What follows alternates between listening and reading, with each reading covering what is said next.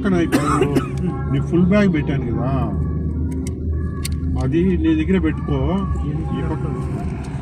ఈ పక్క ఒక బ్యాగ్లో 2 కవర్లు ఉన్నాయి చూడు, ఒకటి గ్రేప్ కలర్ది ఒకటి ఉంటుంది, కోత CB5 అన్నట్టు చిన్న ప్యాకెట్లు ఉంటాయి.